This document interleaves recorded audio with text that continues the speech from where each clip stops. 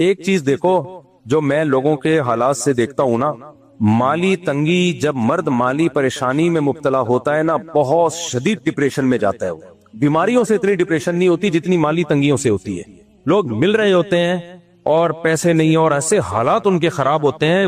ابھی اللہ بچائے، ایک بندے نے خودکشی کی، بچ گیا کیونکہ وہ خاندان بڑا ہے، پیسے نہیں ہیں اور مسائل۔ اور جب میں ان لوگوں کی تہ میں جاتا ہوں نا، انکوائری کرتا ہوں، یہ مالی پریشانی کا سبب خود ہوتے ہیں یہ۔ اب آپ کے اتنے بچے ہیں، آپ جاب چھوڑ کیوں رہے ہو بھائی؟ پھر لوگ کہتے ہیں مفتی صاحب کہتے ہیں بچے پیدا کرو، پیسے ویسے ہیں نہیں، بچے تو مفتی صاحب کا بیان سن کے پیدا کر دیے، پیسے نہیں ہے۔ اچھی بھلی جاب چھوڑ دی یہ سوچ کے کہ میں بزنس کروں گا، نہیں چلا وہ بزنس، جاب سے بھی گئے، فاقے پڑھنا شروع ہو گئے چھلانگ لگا کے، تو شکر ہے بچا لیا کسی نے، ڈوبنے کی کوشش کی، بچ گیا وہ بندہ۔ تو اور لوگ آتے ہیں اس طرح کے، جی یہ ہوا تھا۔ تو 99.9% وہ لوگ ہیں اس میں جو قدرت کی طرف سے پیسوں کا مسئلہ نہیں ہوتا، وہ ان کی اپنی کسی حماقت سے ہوتا ہے۔ کروڑ روپے فلاں کو دیا تھا، ڈوب گئے۔ ابھی چند دن پہلے کیس آیا کہ میرے والد صاحب نے کروڑوں روپے کا لون لیا ہوا تھا کسی سے کاروبار چلانے کے لیے، وہ چلا نہیں، تو اب وہ لون کی ڈپریشن کی وجہ سے ابا جوانی میں ہی فوت ہو گئے۔ اتنی اسٹریس لی گھر میں، ظاہر ہے عزت دار آدمی کے گھر کے باہر جب لوگوں کا رش لگا ہوتا ہے تو وہ کیسے برداشت کرے گا، وہ ڈپریشن میں انتقال ہو گیا۔ ابا جب گئے تو بچے تو اس سے بڑی اسٹریس میں آ گئے کہ ایک واحد ذریعہ تھا وہ بھی گیا۔ اب وہ سارے قرضے دار بچوں کے سامنے کھڑے ہوئے ہیں، بچے کہہ رہے ہیں ہم کہاں سے دیں بھائی؟ تو میرے بھائی ایسے کام کرتے کیوں ہو جس سے کل آپ کو یہ مصیبت ہو؟ نبی صلی اللہ علیہ وسلم کی صحیح حدیث ہے، دو حدیثیں سناتا ہوں۔ ایک حدیث میں آپ نے فرمایا دع ما یریبک الی ما لا یریبک، جس کام میں ذرا سا بھی تردد ہو، حدیث کا مفہوم پیش کر رہا ہوں اپنے الفاظ میں، ذرا سا بھی جس کام میں شک ہو نا، تو اگرچہ اس میں بے انتہا فائدہ ہو لیکن ذرا سا بھی نقصان کا خطرہ ہو تو اس کام کو چھوڑ دو، کم فائدے والا کام کرو جس میں نقصان کا خطرہ نہیں ہے۔ لوگ بڑے گیموں کے چکر میں ہوتے ہیں، بڑے گیموں کے چکر میں کہتے ہیں رسک لیے بغیر تو پیسہ کمانا ممکن نہیں ہے، کچھ رسک تو لینا پڑتا ہے۔ ٹھیک ہے لے لو پھر رسک، اگر نقصان ہو گیا تو پھر ڈپریشن سے مرو گے اور کچھ نہیں ہوگا۔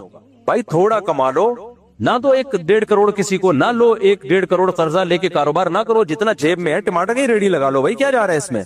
نہ نہیں، ٹماٹر کی ریڑھی لگاتے ہوئے ان کو شرم آئے گی۔ تو اس لیے میرے بھائی خدا کا واسطہ قرضے لے لے کے کاروبار مت کریں، اس میں بہت کم لوگ کامیاب ہوتے ہیں۔ اس کے بعد قرضے چڑھتے ہیں، اس کو اتارنے کے لیے پھر سود بھی لیتا ہے، پھر ادھر سے سود، پھر ادھر سے سود، پھر سودوں میں جکڑتا چلا جاتا ہے، بیڑا غرق ہو جاتا ہے، تو ڈپریشن میں جاتا ہے، زندگی کے جینے کا مزہ ختم ہو جاتا ہے۔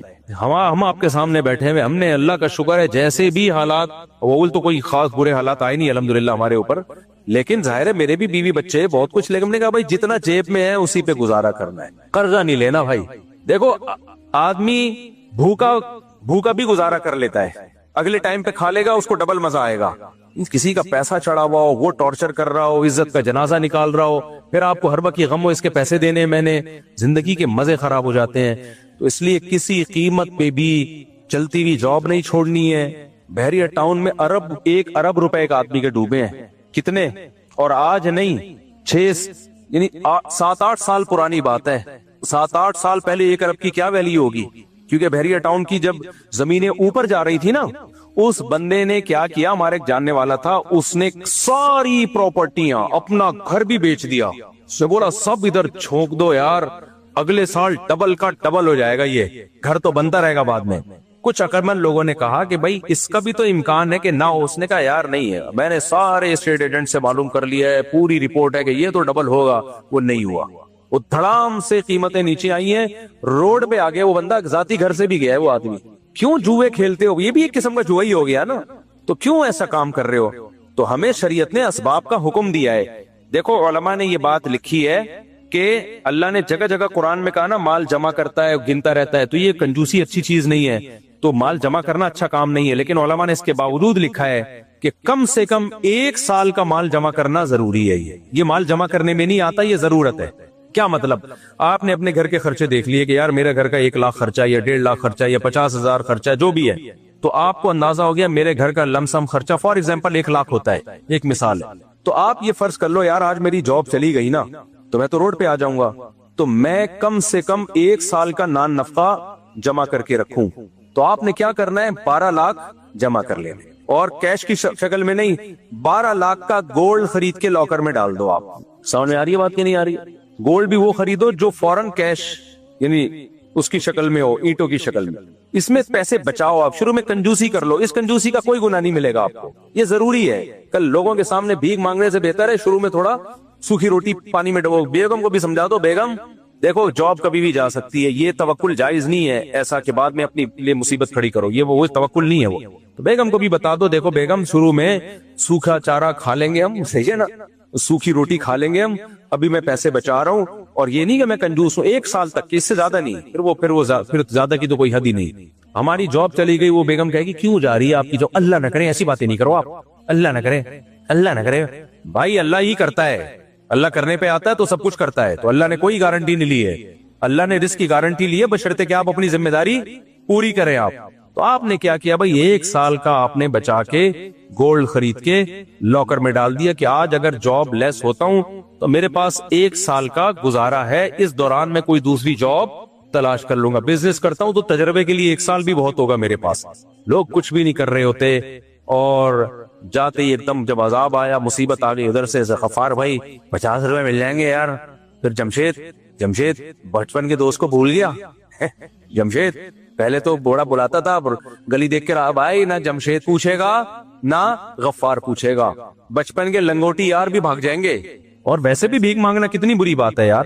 تو اس لیے 1 سال کا رکھو کم از کم اپنے پاس. اور چلتی پھرتی جاب، یہ جو موٹیویشنل اسپیکر ان کی باتوں میں آگے مت چھوڑو. اور اسی طرح اگر اللہ نے اضافی پیسہ دے دیا ہے آپ کو، نہیں دیا تو کوئی فکر نہیں کرو. بچہ جب پیدا ہوتا ہے 2 ہاتھ 2 پاؤں لے کے پیدا ہوتا ہے، وہ خود کما لے گا، زیادہ ٹینشن مت لو.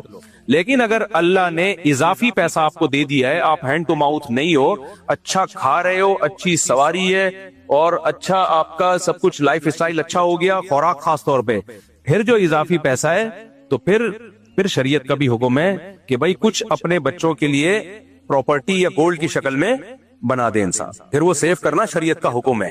میں تو ذاتی گھر بنانے کا قائل نہیں ہوں، ان لوگوں کے لیے ہوں جو تنخواہوں پہ چل رہے ہیں، دکان پکوڑوں کی اور باتیں کروڑوں کی. وہ پھر اپنا جو ہے نا کھانا پینا بھی بھوکے رہ کے گھر بنا رہے ہو تو یہ کوئی کمال نہیں، یہ دنیا کی محبت ہے. لیکن اللہ نے اضافی دیا ہے نا، ہاتھ کھول دیا اللہ تعالیٰ نے، اور آپ خوب کھا رہے ہو. پھر بھائی کچھ ایسی پراپرٹی وغیرہ ایسی جگہ پہ نہ دو جو رسکی ہو. وہی بات ہے کہ یہ اس کی قیمت تو ڈبل ہو جائے گی لیکن ڈاکومنٹیشن اس کی مضبوط نہیں ہے، متنازع پلاٹ ہے، وہ بہت سستا بک رہا ہے اور بہت مہنگا بک جائے. نہیں بھائی نہیں، ریلائبل جگہ پہ کام ہلکا ہو لیکن پائیدار ہو، زیادہ پروفٹ نہ ہو لیکن کیا ہو، پائیدار ہو. تو ایسی جگہ پہ کوئی پراپرٹی لے کے ڈال دیں یا گولڈ لے کے لاکر میں ڈال دیں. بھائی یہ میرے مرنے کے بعد بچوں میں تقسیم ہو جائے، بالکل ایسا نہ ہو کہ میں مروں تو کچھ کھانے کو ہی نہ ہو، زکات پہ آ جائیں لوگ. تو اگر اللہ نے اضافی کچھ دیا ہے اس میں بھی کسی حد تک، بہت زیادہ نہیں، کسی حد تک اولاد کی فکر یہ بھی باپ کی ذمہ داری ہے. ہاں اس میں فکروں میں پاگل ہو جانا اور اپنا کھانا پینے سے ہی جانا یہ غلط ہے، اور وہ بھی ایک لمٹ فکر ہو اس کی بھی. ایسا نہیں ہو کہ انتہائی نہیں ہے، وہ انتہا تو پھر بھائی کچھ بھی نہیں ہے. تو وہ بھی 2 عدد ہاتھ اور 2 عدد پاؤں لے کے آئے، کم وقتوں کو بھی کچھ خود بھی کرنے دو، ٹھیک ہے؟ کیونکہ سارا ہی باپ سے اگر وہ ہوگا نا تو پھر خود اپاہج ہو جائیں گے، کسی کام کے نہیں رہیں گے، وہ پراپرٹیاں بیچ باچ کے کھا جائیں گے، پھر آخر میں انہوں نے بننا غریب ہی ہے. تو ان کو بھی کچھ موقع دو کرنے کا کہ اب خود بھی کچھ کرو کم وقتوں. ہاں اتنا ہو گیا ہے. اچھا اس میں کیا ہوتا ہے، میں اپنے دوستوں میں بعض لوگوں کو کہتا ہوں یار تم 45 سال کے ہو گئے، اگر تمہیں اللہ نے بہت دیا ہے تو کچھ بچوں کے لیے بنا لو، بنا کے چھوڑ دو، بس اس کو بھول جاؤ. اگر مر گئے تو کیا ہوگا، میں کیوں مروں گا بھائی جان. کوئی بھی کسی بھی ٹائم پہ بولو مر سکتا ہے. واقعات کسی کی بھی ساتھ ہو سکتے ہیں، بیٹھے بیٹھے بندہ مر جاتا ہے. کراچی میں تو زندہ ہے، اس پہ حیرت کی بات ہے. کراچی میں اس پہ نہیں، مجھے لوگ کہتے ہیں فلاں کا انتقال ہو گیا، وہ نیچرل ہے، نارمل ہے. کہتے ہیں آپ کو ٹینشن نہیں ہو رہی، میں نے کہا مجھے تو خوشی ہو رہی ہے، 50 سال نکال گیا بندہ.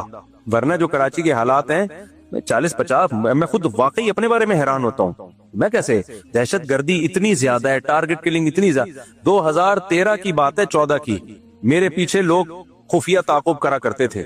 یہاں برقعے میں عورتیں آ کے بیٹھ جاتی تھی، میں پتا ہوتا تھا یہ مخبر ہیں، ہٹا بھی نہیں سکتے تھے، عورت ذات ہے، مخبر ہیں، پوری لوکیشن چیک ہو رہی ہے کہاں جا رہا ہے. ٹارگٹ کلنگ، مولانا اسلم شغوری صاحب شہید ہو گئے، کتنے علماء. تو ہمیں تو ہر وقت یہ تھا آج گئے کل ہم اخبار میں آ رہے ہوں گے. کراچی میں تو یہ چل رہا ہے. مشہور آدمی کہاں زندہ رہتا ہے کراچی میں بھائی. یوسف الجانوی شہید ہو گئے، مفتی نظام الدین شہید ہو گئے، اطلاق فلانا شہید، مولانا عادل صاحب شہید ہو گئے، عبد المجید ندیم صاحب یا مولانا ندیم صاحب ہوتے تھے، پورا نام بھول گیا. عبد الغفور ندیم صاحب، میری ان سے شادی بیاہ میں ملاقات ہوئی، کسی تقریب میں آئے ہوئے تھے، میں گپ شپ ہوئی، بڑے پڑھے لکھے آدمی، اگلے دن اخبار میں اطلاع آ گئی شہید ہو گئے، وہ اللہ ان کی مغفرت فرمائے۔ تو یہ حالات میں 50 سال بھی نکال گئے، بڑی بات ہے بھائی، کیا خیال ہے؟ بڑی بات ہے۔ اور یہاں پاکستان میں اب بندہ بیٹھ کے سوچ رہا ہے میں کیوں مروں؟ بھائی کوئی بھی کسی بھی ٹائم پہ مر سکتا ہے، اس لیے پہلے سے اتنا انتظام کر دو۔ اگر اللہ نے گنجائش دی ہے، نہیں دی ہے تو ٹینشن نہ لو، اللہ کرے گا انشاءاللہ۔ گنجائش دی ہے تو اتنا انتظام کر دو بھائی، مرو تو پیچھے ایک دم سے روڈ پہ نہ آ جائیں، وہ بالکل ہی بس بچے ہی اسپیڈ سے پیدا کیے اور ابا کا اور کوئی کام، سارا زور کس پہ لگایا ہے؟ اسپیڈ کو فوکس کیا ہے۔ تو جو یہ کام کر رہے ہیں اور بچوں کے مستقبل کا نہیں سوچ رہے، تو وہ میرا آدھا بیان سن رہے ہیں، آدھا نہیں سن رہے۔ کچھ لوگ ایسے ہیں بچے اسپیڈ سے اور کر کچھ بھی رہے ہیں ان کے لیے، سارے کوئی کچرا کنڈی میں گھوم رہا ہے، کوئی بغیر چپل کے ناڑا لٹک رہا ہے، کوئی شلوار ہی نہیں ہے، ادھر جا رہا ہے ادھر جا رہا ہے۔ لوگ کہتے ہیں یہ ہوتا ہے زیادہ بچوں کا اثر۔ میں نے کہا بھائی اس نے آدھا بیان سنا ہے، آدھا سنا ہی نہیں۔ بچے ہی پیدا کیے جا رہے ہیں، ان کی فکر بھی کرنی ہے، پیدا بھی کرنے ہیں، روکنے نہیں ہے، اللہ کھلانے والا ہے، لیکن آپ اپنی ذمہ داری پوری کرو گے تو اللہ کھلائے گا بھائی۔ خود ہی اپاہج بن کے زندگی گزارو گے پھر نہیں ہوگا حساب کتاب۔ تو یہ بہت اہم بات تھی، کیونکہ لوگ آ رہے ہیں جو بہت ڈپریشن ہے یار، جب مالی مصیبتیں آتی ہیں نا انسان پہ، تو اپنے آپ کو آزمائش میں مت ڈالو، بھرپور اسباب اختیار کرو، اس کے بعد اللہ پہ توکل کرو۔ پھر وہ جو مصیبت آتی ہے اس میں اللہ صبر کی توفیق بھی دے دیتا ہے۔ جو مصیبت اللہ کی طرف سے آتی ہے نا اس میں صبر کی توفیق بھی مل جائے، اپنی حماقت سے جو آتی ہے اس میں صبر نہیں ملتا۔ آہستہ پڑھیے گا، آہستہ پڑھوں گا، ایسا پڑھوں گا سمجھ میں نہیں آئے گا، میں اس سے میری نہیں بھائی، اس سے طلاق کا اختیار نہیں جائے گا، نہیں اس سے طلاق کا اختیار نہیں جائے گا، انہوں نے منع کیا، پھاڑ دیں اس کو، آپ بھی نہ پڑھ لیں گے۔ اگر کسی عورت سے شوہر نے اس کو طلاق دی، کسی عورت کے شوہر نے اس کو طلاق دی، وہ صرف زبانی 2 سال ہو گئے ہیں، کیا وہ عدت سے شادی کر کے یا پیپر لکھوانا ضروری ہے؟ اگر طلاق دے دی ہے اور عدت کے دوران رجوع نہیں کیا تو عدت گزرتے ہی عورت آزاد ہو گئی ہے، چاہے شوہر نے پیپر پہ لکھ کے نہ بھی دی ہو، زبان سے دے دی تو جائز ہو گئی، اور عدت کے بعد وہ کہیں اور شادی کر لے۔ البتہ خطرہ یہ ہوتا ہے کہ شوہر عورت پہ کیس نہ کر دے کہ بھئی یہ تو میری بیوی ہے، جھوٹ بول دیتا ہے نا، بعض دفعہ شوہر طلاقیں دے کے مکر جاتے ہیں، اب عورت کے پاس کوئی ثبوت تو ہے نہیں، تو پھر ایسی صورت میں ہم اس کو یہ فتویٰ دے دیتے ہیں کہ آپ کورٹ سے خلا لے لو۔ تو کورٹ کا خلا تو کالعدم ہوتا ہے، لیکن تحفظ کے لیے پیپر مل جائے گا اس کو، شوہر اس کے خلاف کیس نہیں کر سکتا کیونکہ طلاق تو آلریڈی وہ دے چکا ہے نا۔ تو یہ ایک ترکیب ہے۔ مرد نے اگر طلاق دی ہے تو اس کے لیے جائز نہیں ہے اس طلاق کو چھپانا۔ عورت اگر پیپر مانگ رہی ہے تو اس پر واجب ہے کہ وہ پیپر لکھ کے دے تاکہ کنفیوژن میں نہ رہے وہ۔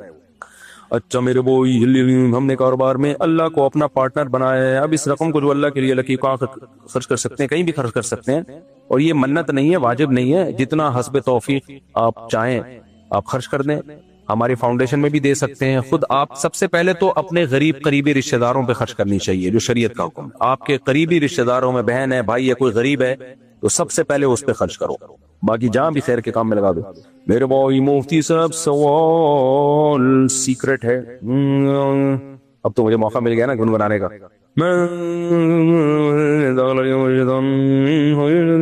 اتنا کچھ سیکرٹ بات تو نہیں لکھی، میں سمجھا پتہ نہیں کوئی کیا لکھا ہوا اس کے اندر، یہ کوئی سیکرٹ بات تو نہیں، کوئی سیکرٹ بات نہیں ہے یار۔ بھائی دل نہیں لگ رہا، پڑھو، لگ جائے گا دل انشاءاللہ۔ مجھے اس پر سیکرٹ پہ غصہ آ رہا ہے، مجھے ایسی کون سی سیکرٹ بات؟ میرے مالی حالات کچھ سال سے خراب چل رہے ہیں، دعا فرما دیں اللہ تعالیٰ حالات بہتر کرے، دل سے دعا ہے جی اللہ تعالیٰ آپ کے حالات بہتر کرے، قرضہ اتار دے آپ کا۔ یہ سوال ایک آخری پڑھ لیتا ہوں، پھر ایک چھوٹی سی بات آپ کے سامنے کروں گا۔ جو میرے سے اتوار کو لوگوں کی ملاقاتیں بہت ہوتی ہیں، مجھے بہت کچھ لوگوں سے سیکھنے کا موقع ملتا ہے، تو میں پھر سوچتا ہوں کہ یہ بات میں لوگوں سے شیئر کروں گا، اپنے تجربے وہ بھی شیئر کرنے والا ہوں آپ سے۔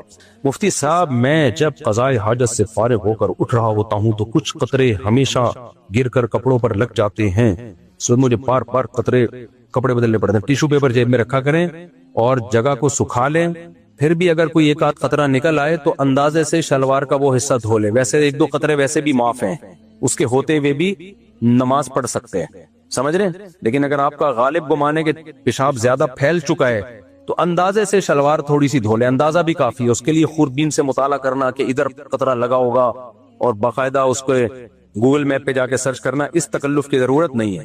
حضرات فقہاء نے مسئلہ بیان کیا ہے کہ آپ کے 2 پائنچے تھے، دونوں میں سے ایک گندا ہو گیا، ناپاک ہو گیا، خشک ہو گیا، اب آپ کو سمجھ میں نہیں آ رہا کون سا ناپاک ہوا تھا، تو اندازے سے کوئی بھی ایک دھو دو کافی ہے۔ سمجھ رہے ہو کہ نہیں سمجھ رہے؟ تو یہ وہی فقہ حنفی نا صدیوں سے جو چلا آ رہا ہے، فقہاء نے بہت پہلے مسائل نمٹا دیے، پہلے حدیث سے پوچھو گے وہ اجتہاد کرنا شروع کر دے گا، قرآن و حدیث میں تو اس کی وضاحت ہے ہی نہیں نا، کہاں سے لاؤ گے ایسا اجتہاد؟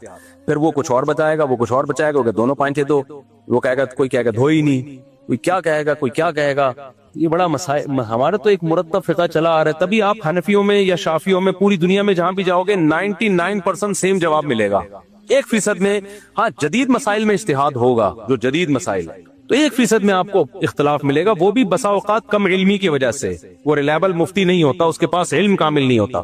سوال کسی نے پوچھا ہے، قرآن کی آیت ہے سورہ حج کی آیت نمبر 18، اس میں اللہ نے سجدے کا ذکر کیا ہے کہ زمین، آسمان، چاند، سورج، ستارے اور انسان سب اللہ کو سجدہ کرتے ہیں، اور آخر میں کہا کہ بہت سے انسانوں پر اللہ کا عذاب ثابت ہو چکا ہے، وہ سجدہ نہیں کرتے۔ تو اس آیت کی تشریح پوچھیے کہ عذاب ثابت ہونے کا کیا مطلب ہے؟ دیکھیں اگر اللہ کے علم میں پہلے سے یہ بات ہوتی ہے کہ کچھ بڑے ڈھیٹ ہوں گے، بہت ڈھیٹ انسان ہوں گے، ان کے سامنے اللہ کی آیات پڑھی جائیں گی اور وہ پھر بھی اس کو پہ عمل نہیں کریں گے، تو ایسے لوگوں پہ اللہ نے عذاب ثابت کر دیا ہے، کیونکہ اللہ کا علم کامل ہے، تو پہلے سے اللہ نے لکھ دیا ہے انہوں نے جہنم میں ہی جانا ہے۔ تو اس کا یہ مطلب نہیں ہے کہ اللہ ان کو زبردستی جہنم میں لے جائے گا یا ان کو زبردستی گمراہ کرے گا، ان کی کیونکہ اللہ کا علم کامل ہے۔ تو اس طرح کی آیات اصل میں تسلی کے لیے ہوتی ہیں، جو بھی دین کی دعوت کا کام کر رہے ہیں ان کو تسلی دینے کے لیے کہ داعی جو ہے نا اس کی دعوت بہت جاندار ہوتی ہے، دلائل بہت جاندار ہوتے ہیں، پھر بھی سامنے والا ایمان نہیں لا رہا ہوتا، تو اللہ بتاتے ہیں بھئی اس کی قسمت میں جہنم ہے، تو جو مقدر جہنم میں ہو تو مقدر تھوڑی تبدیل ہو سکتا ہے، تو چھوڑ دو اس کی فکر۔ تو یہ تسلی کے لیے اس طرح کا انداز اختیار کیا جاتا ہے، جیسے نبی کو بھی تسلی دی جاتی تھی، نبی دلائل دیتے تھے، معجزے بھی دکھا دیے، آپ کی دعوت بھی بہت صاف ستھری، وہ پھر وہی۔ تو اللہ نے نبی کو تسلی دی بھائی جس کی قسمت میں ہی جہنم ہے، تو آپ کیوں اس کے پیچھے پڑے ہوئے ہیں؟ قسمت تھوڑی چینج ہو سکتی ہے۔ اسی طرح قرآن میں آتا ہے ہم نے تو تقدیر میں لکھ دیا ہے کہ لَأَمْلَأَنَّ جَهَنَّمَ مِنَ الْجِنَّةِ وَالنَّاسِ أَجْمَعِينَ، کہ میں جہنم کو جنات انسانوں سے بھروں گا۔ تو اللہ کہتے ہیں تو میں نے لکھ چکا ہوں پہلے، تقدیر تھوڑی ٹلے گی۔ اس کا مطلب یہ نہیں کہ اللہ زبردستی لوگوں کو پکڑ کے جہنم میں پھینکے گا، اللہ کے علم میں یہ بات ہے کہ بہت سے لوگ ڈھیٹ ہیں، وہ نہیں ایمان لائیں گے، وہ شیطان کے بہکاوے میں آئیں گے۔ تو اب یہ ایک چیز حقیقت ہے، تو اب دعوت کو، مبلغین کو تسلی دی جا رہی ہے کہ بھئی لوگوں کی اکثریت دیکھ کے سیدھا راستہ مت چھوڑنا، یہ تو پہلے سے طے شدہ ہے کہ بہت سارے لوگ جہنم میں جائیں گے، جہنم بھرے گی انسانوں سے، تو اس لیے تم سیدھے راستے پہ چلو اور دعوت کے کام میں لگے رہو اللہ کا حکم سمجھ کے، اور لوگوں کی اکثریت کو گمراہ دیکھ کے مایوس مت ہو۔ یہ مت سمجھو کہ تمہاری دعوت غلط ہے یا تمہاری دعوت میں اخلاص نہیں ہے، نہ دعوت میں بھی اخلاص ہے، تمہاری دعوت بھی ٹھیک ہے، لیکن ایک چیز مقدر میں ہے کہ جہنم کو اللہ نے انسان اور جنات سے بھرنا ہے، اور مقدر کبھی چینج نہیں ہوتا۔ تو یہ انداز اختیار کیا گیا تسلی کے لیے۔ تو اس کا یہ مطلب نہیں ہے کہ اللہ لازمی جو ہدایت چاہے گا پھر بھی اللہ اس کو زبردستی گمراہ کرے گا۔ اس کی مثال ایسے ہے، صبح شام ہم یہ دیکھ رہے ہوتے ہیں کہ باپ اپنے بیٹے کو سمجھا رہا ہے، وہ نہیں سمجھ رہا، تو پھر ماں کہتی ہے بھائی اس کو سمجھاؤ، آپ بولیں بھائی اس میں سمجھنے کی صلاحیت ہی نہیں ہے، تو میں کیا سمجھاؤں اس کو، حالانکہ صلاحیت ہوتی ہے، تبھی تو آپ کو غصہ آ رہا ہوتا ہے۔ اگر وہ مجنون دیوانہ پاگل ہوتا، سمجھنے کی واقعی میں صلاحیت نہ ہوتی، تو آپ سمجھاتے کیوں اس کو؟ کسی پاگل کو تھوڑی سمجھایا جاتا ہے۔ تو یہاں جو آپ کہتے ہیں اس میں سمجھنے کی صلاحیت ہی نہیں ہے، مطلب یہ ہوتا ہے کہ یہ انتہائی درجے کا ڈھیٹ آدمی ہے اور اس نے فیصلہ کر لیا کہ نہیں سمجھنا، تو اس میں صلاحیت سمجھنے کی ختم ہو چکی ہے، تو میں اپنا ٹائم ضائع کیوں کروں؟ میں ایسے پہ ٹائم لگاؤں گا جس میں صلاحیت ہوگی۔ تو ہر مسئلے کا حل، ان میں سے کوئی ایسا بزرگ آپ مجھے بتاؤ جس کے پاس آپ جاؤ کہ جی میرے گردے میں پتھری ہے، کوئی وظیفہ بتا دیں، وہ کہے یہ والا مجھے نہیں ہے، گردوں کی پتھری کا سسٹم مجھے معلوم نہیں ہے۔ کسی ڈاکٹر کے پاس جاؤ گے نا، دنیا کا سب سے بڑا ڈاکٹر ہوگا، وہ بھی 2-4 باتوں کے بعد آ کے کہے گا یہ والا علم میرے پاس نہیں ہے، یہ اس کے لیے فلاں اسپیشلسٹ رابطہ کریں آپ، کہے گا نا وہ۔ ارے کسی جنرل فزیشین جو بہت بڑا فزیشین ہو، اس سے آپ نے علاج کرایا، ایک وقت اگر شوگر کا علاج، ایک وقت کے بعد آ کے کہے گا یار یہ اسپیشلسٹ کے پاس چلے جائیں تو زیادہ بہتر۔ لیکن یہ روحانی والے، یہ ان کی کوئی اینڈ، ان میں خدا کی قسم میں بات جو کر رہا ہوں نا، یہ نہ بولا کرو یہ مفتی صاحب بدعتیوں کی بات کر رہے ہیں یا فلانے، میں دیوبندیوں کی تبلیغیوں کی بات کر رہا ہوں، اور کیا بولوں میں آپ معذرت کے ساتھ، جو سب سے زیادہ توحید پرست کہلاتے ہیں۔ میرے سامنے یہ نہ بتایا کرو کہ یہ وہ تو دیوبندی ہیں، وہ تو رائیونڈ میں بیٹھتے ہیں، وہ تو فلانے بزرگ کے خلیفے ہیں، یہ باتیں کر کے نا لوگ مجھے کہتے ہیں کہ اچھا آپ تو وہ جو بات کر رہے ہو تو ان کی بات کر رہے ہو جو ربیع الاول مناتے ہیں، جو محرم میں یوں کرتے ہیں، جو نہیں بھائی میں ان کی بات کر رہا ہوں جو اپنے آپ کو کیا کہتے ہیں، دیوبندی کہتے ہیں۔ معذرت کے ساتھ اتنا کھل کے میں بات کر رہا ہوں، جو اپنے آپ کو کہتے ہیں ہم فلاں بزرگ کے خلیفہ ہیں، وہ بزرگ بھی ہمارے مسلک کے بہت بڑے ہوں، تو میرے بھائی انتم الفقراء الی اللہ، یہ سارے اللہ کے کیا ہیں؟ فقیر. ان کے پاس نہ آپ کے گردوں کی پتھری کا علاج ہے، نہ آپ کے پھیپھڑوں کا ان کے پاس علاج ہے، نہ آپ کی بھاگی بیوی کو واپس لا سکتے ہیں، نہ واپس آئی بیوی کو بھگا سکتے ہیں. یہ بعض دفعہ لوگ یہ چاہ رہے ہوتے ہیں بھاگ جائے خود اپنے خرچے پہ کسی طریقے سے، یہ بھی نہیں ہو سکتا ان سے. اور میں یہ جنات بھی نہیں بھگا سکتے. یہ بولو نا. ابھی ایک صاحب میرے پاس آئے، پرسوں کی بات ہے، کہہ رہے ہمارے گھر میں ایک اسٹور بہت دنوں سے خالی پڑا ہوا تھا. خالی کا مطلب کوئی جاتا نہیں تھا اس میں، کئی سالوں سے. ہم نے وہ اسٹور خالی کرایا. جب سالوں کا لفظ بولتا ہوں میرا دماغ پتہ نہیں ان سالوں کی طرف کیوں چلا جاتا ہے، زیادہ ہے شاید. کئی سالوں سے وہ اسٹور کیا تھا؟ بند پڑا ہوا تھا نا، یعنی خالی کا مطلب انسان نہیں تھا. کہہ رہے ہم نے خالی کروایا تو ہمارے گھر میں کوئی خاتون پہ دورے آنا شروع ہو گئے. جن آتا ان کے اوپر اور کہتا کہ جب یہ اسٹور تم نے خالی کیا، اس کی صفائی کی، میرے بچے مر گئے ہیں، اس میں میرے بچے مر گئے ہیں اور اب دوبارہ اس اسٹور کی طرف قدم نہیں کرنا. میں نے کہا بھائی یہ جو خاتون ہے ان کو کسی نفسیاتی ڈاکٹر کو دکھاؤ، ان کا کوئی مسئلہ ہوگا، اللہ ان کو شفا عطا فرمائے. کہہ رہے ہم اسٹور میں جاتے ہوئے ڈر رہے ہیں. میں نے کہا اسٹور میں جا کے نا بم دھماکہ کرو جا کے، اور جن سے بولو ابھی تو تیرے بچے مرے، تیرے باپ دادے بھی یہاں مریں گے سارے. سمجھ رہے ہو؟ یہ ڈرامے کسی اور کے سامنے کرنا. میں نے کہا آگ لگا دو جا کے وہاں پہ. کیونکہ ایسے لوگ جب عاملوں کے پاس جاتے ہیں نا، اب عامل ان سے کھیلتے ہیں. نفسیاتی بیماریوں کی درجنوں قسمیں ہیں. پھر انہیں بتایا کہ وہ خاتون پہلے بھی ایسے دورے پڑتے تھے، بیمار ہوتی تھی. تو میں نے کہا وہ پہلے سے پڑ رہے تھے دورے. اب جب دماغ میں کوئی چیز بیٹھ جاتی ہے نا کسی بیمار کے، تو اب گھر میں ایک نیا کام ہوا ہے تو وہ یہ کسی سائیکیٹرک سے پوچھیں، وہ بتائے گا آپ کو. جب بھی کوئی نیا کام ہوتا ہے تو وہ نفسیاتی مریض سمجھ رہا ہوتا ہے کہ یہ اس وجہ، تو وہ جن بھی آئے گا، جن کے بچے بھی آئیں گے.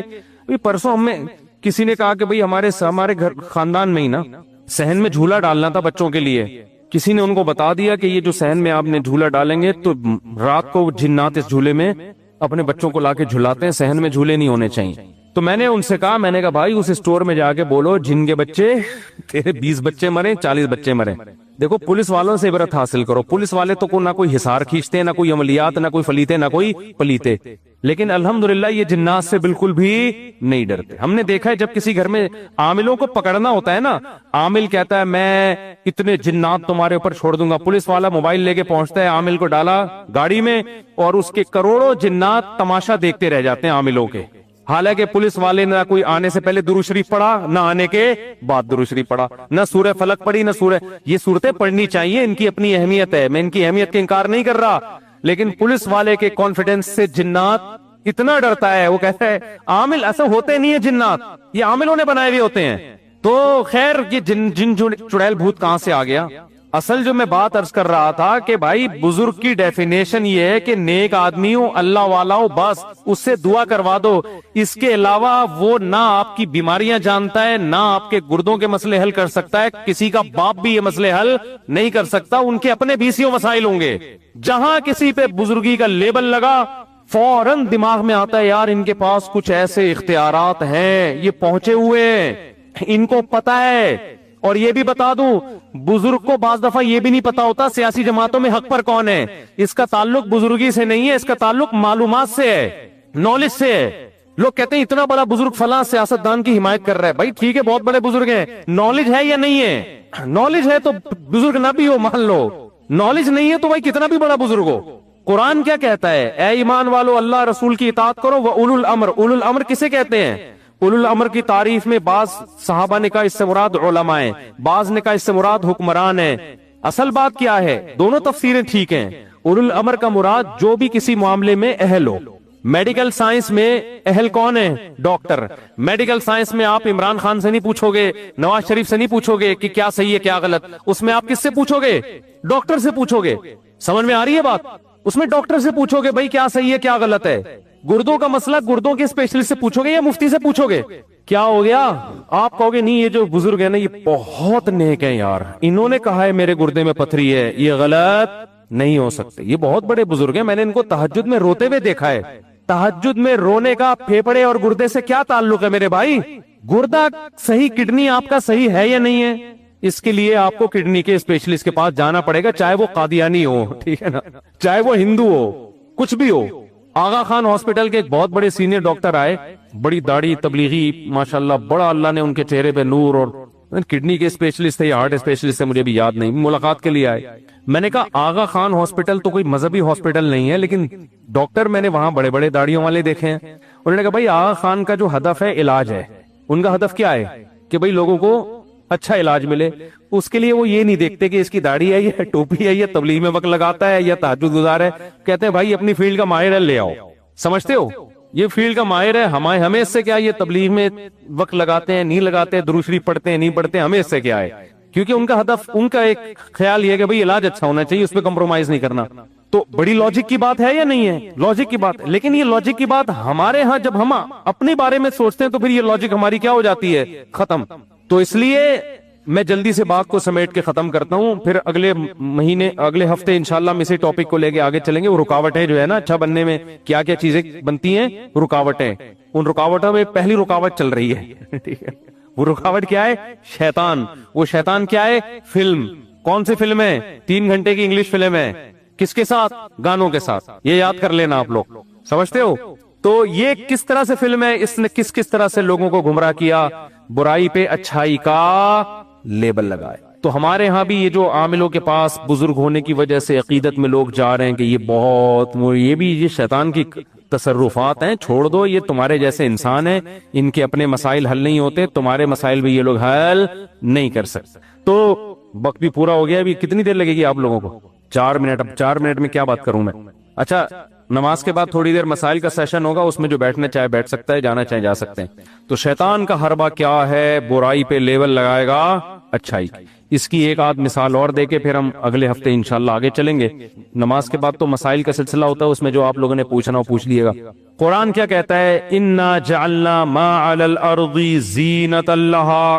شیطان کے بارے میں کتنے پوائنٹ یاد ہوئے آپ لوگ کو؟ نمبر 1 فلم ہے, نمبر 2 3 گھنٹے کی یہ انگریزی اور گانوں کے ساتھ. تیسری بات, شیطان کا طریقہ استعمال کیا ہوتا ہے؟ مزین کرنا. چیز کو کیا کرنا؟ یہ شیطان کا واردات کا کیا ہے؟ طریقہ ہے کہ برائی کو خوشنما کر کے آپ کے سامنے پیش کرنا. اس کی ایک اور مثال قرآن دیتا ہے, انا جعلنا ما علی الارض زینۃ لہا. اللہ فرماتے ہیں جو کچھ زمین کے اوپر ہے نا, یہ ہم نے دنیا والوں کی نظر میں مزین کر دیا ہے. دار فانی ہے, ختم ہونے والی ہے, یہ چیز نظر نہیں آتی ہمیں کہ یہ دنیا تھوڑے دنوں میں ختم. ہم اس کی ظاہری چمک دھمک کو دیکھ رہے ہیں. کوئی آپ کے پاس بہت بہترین لینڈ کروزر لا کے کھڑی کر دے کہ یہ آپ کی ہوئی, اور ساتھ میں بتا دے کہ 1 گھنٹے کے لیے, اس کے بعد میں آپ سے واپس لے لوں گا, اور کان میں بول کے بھی گیا اور لکھ کے بھی دے دیا پیپر پہ نا کہ یہ جیب میں رکھ لو. آپ نہ اس پیپر کو دیکھ رہے ہو, نہ اس کی بات کو یاد کر رہے ہو, بس آپ میری لینڈ کروزر لے کے ساری گلی محلے میں گھوم رہے ہو آپ, اور فخر کر رہے ہو یار کی گاڑی کس کی ہے؟ میری گاڑی. اگلا بول کر اسی لیے کیا تھا کہ جتنی اس میں ہیرے جواہرات جڑے ہوئے ہوں, او بھائی یہ تھوڑی دیر کے لیے ہے, تو اس سے ہم واپس بولو لے لیں گے. تو یار 2 ٹکے کی نہیں ہے پھر تو, یہ کیا خیال ہے؟ تھوڑی دیر میں واپس لے لینی ہے تو اس کی ویلیو, اس کی بیس پر کوئی رشتہ ملے گا آپ کو؟ آپ لینڈ کروزر میں گئے رشتہ لینے کے لیے, لڑکی والوں نے کہا ہاں بھائی کیا کرتے ہو, کیا کرتے, دیکھ نہیں رہے گاڑی میں آیا ہوں, میری گاڑی ہے. لڑکی والے فوراً کہیں گے بھائی یہ جا, ابھی لے جا. لیکن آپ نے ڈاکومنٹس دکھائے تو پتا چلا یہ تو رینٹ پر ہے, 1 گھنٹے کے لیے دی ہوئی ہے. آپ کوئی ایگریمنٹ ایسا دکھا دیا, فوراً لڑکی واپس لے لیں گے. اب آپ کہہ رہے ہیں اس کے ٹائر دیکھو کتنے موٹے ٹائر ہیں, سارا سسٹم بٹن دبایا شیشے نیچے آ رہے ہیں بھائی, یہ نہیں کہ یوں لے کے گھما رہے ہیں. اتنی خوبصورت گاڑی ہے, دیسی سٹائل نہیں ہے. اے سی کا آٹو سسٹم دیکھو, کیا ٹھنڈک, سائبیریا کی ہوائیں آ رہی ہیں اے سی کے پنکھوں سے.